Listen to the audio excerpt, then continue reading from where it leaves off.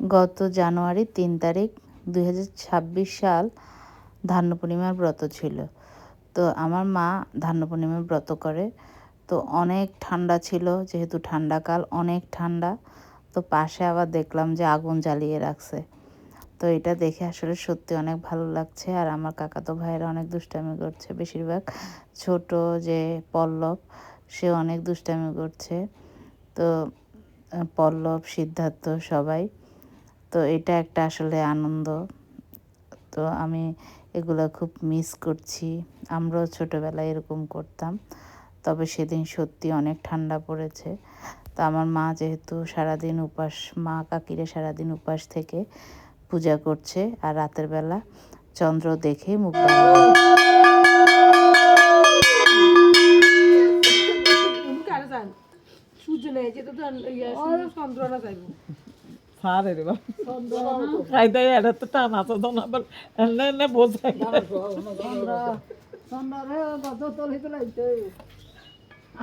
আসল কাম হয়ে গেছে, ধর খাবি খাবি হাঁসালি অন লাগতো না। আর এখন কই রাজা দিন লাইট মারি বাতি বাতি ধরি কত শীতে খাবি কত রকম করিয়ে করবে আসলে তো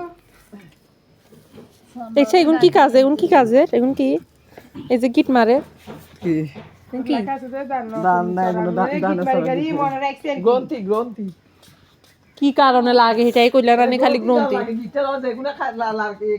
মানে কজরে মানুষের কাছে দুর্গম কানন কত পেলাম ঈশ্বরের জীবন কিবা আরো করিবা চারে মরিবা দিজের দেখিয়া নারায়ণ বাড়াই আচ্ছা এখন কিনলে দেয়, কিনলে আগুন পুরো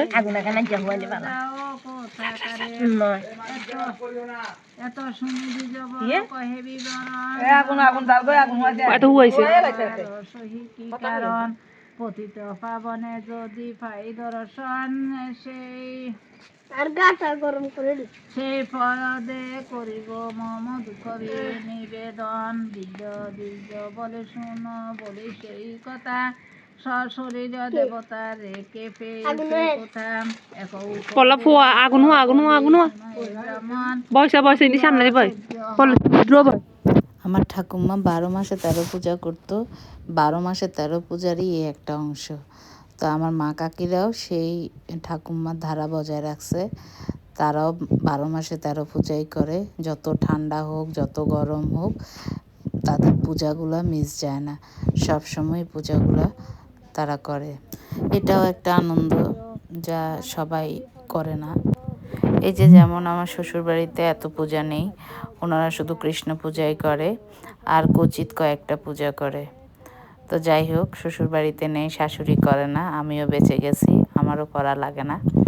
তো আমিও শুধু কৃষ্ণ পূজা করি, লক্ষ্মী পূজা করি আর শ্রীকৃষ্ণের জন্মাষ্টমী, এইগুলাই আমি পূজা করি। মানে আমার শাশুড়ি যেটা করছে সেটাই আমি করি। তো আমার ঠাকুমা আবার সব পূজা করে। আর আমাদের ওইদিকে সবাই মোটামুটি সব ধরনের পূজাই করে, চট্টগ্রাম বিভাগের মধ্যে বেশিরভাগ। তো সেই হিসেবে আমার মা, আমার কাকিরাও সব পূজাই করে। তো আমার মা এই পূজা করার জন্যই চলে গিয়েছে, পূজাটা করার জন্য। যাই হোক, সুন্দরভাবে পূজাটা করেছে। আর এই ভিডিওগুলা আমাকে পাঠিয়েছে আমার বোন। তো সত্যি এগুলা ছোটোবেলায় দেখেছি, তো অনেক বছর আর দেখা হয়নি। যাই হোক, এবার দেখে খুব ভালো লাগছে।